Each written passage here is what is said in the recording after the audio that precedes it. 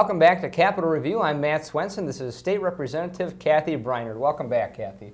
Well, thank you, Matt. I'm glad to be here. It's good to have you here, and it's good to have you folks tune in at home in Mankato to hear what's happening here at the Capitol and to hear what Representative Brynaert is doing on your behalf. And I know you folks took an important vote just the other day to extend health care coverage to 38,000 of Minnesota's poorest, sickest people. Yes, Matt. Actually, before we even started session, we knew that one of our major considerations would be general assistance medical care, a bill that had been line item vetoed by the governor last session, and that's care that goes, as you said, to the poorest of the poor, the sickest of the sick. These are people who, some of whom may be homeless, who may have mental health issues, who really need some sustained medical attention. So we did take that vote, and the bill itself passed with very bipartisan support out of both chambers. And I understand that the bill was vetoed again by the governor, which is just unfortunate because this bill would have cost less money and covered more people than doing nothing. Well, exactly, and that may sound complicated to people because if you take the program out of existence, wouldn't that be cheaper? Well, on the bottom line, it looks like you're saving money. But when you move those people into Minnesota care, first of all, not every one of them will be well served there. Some of them will actually fall out of Minnesota care after the first round because they don't fill out forms or they don't have a place of residence to receive an application at for a number of reasons because of what issues in their lives. So the fix that was proposed for GAMC really was a more cost-effective way to address the needs of this population than the governor's proposal to move them into Minnesota care. And even if these folks don't have health insurance, they're going to continue showing up in the emergency room, which will cost hospitals money, and they'll just get passed on to property taxpayers and higher premiums for those who do have insurance. Absolutely. Even those hospitals that may have been somewhat adversely affected by the proposal lobbied for both the bill and the override because they recognize that in the long run they will pay more in uncompensated care for those clients.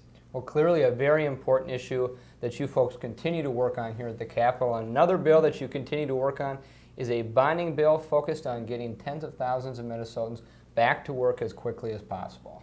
That's right, Matt. And the bonding bill has been a focus again since long before the session started. And the reason is that economists tell us that one of the best things we can do in a time of recession is put people to work. And a bonding bill is a way of supporting jobs, both public jobs and private sector jobs. We leverage a state investment in infrastructure in order to achieve that job creation and that infrastructure development. And one of those projects that's in this year's bonding bill, I know has a particular impact on Mankato. Yes, well, there's actually a couple of them. I mean, there is a university project. There's planning for a clinical science building that would occur later on, but the planning money is in there. And there's what's called HEAPR, which is asset preservation money for our universities. But the bill that our community has been focusing on quite a bit is the Civic Center expansion. Okay. And what would that project do for your community? Well, we've actually had a broad partnership of private sector and nonprofit groups along with governmental groups supporting it because there would be an auditorium that would be built that our symphony orchestra, our ballet, and a lot of our arts groups would use. But it would also expand our convention venue. We've been unable to host a number of conventions that have wanted to come to Mankato because we haven't had the appropriate facilities. So this expansion would give some meeting rooms, this auditorium, as well as addressing some issues around women's hockey equity. Okay, obviously a very important project, and I know that this bill is still in the negotiation phase with the governor, the House, and the Senate, and I know that you have some work left to do in the weeks ahead. And we'll keep that discussion open. We hope the governor recognizes the regional importance of this investment.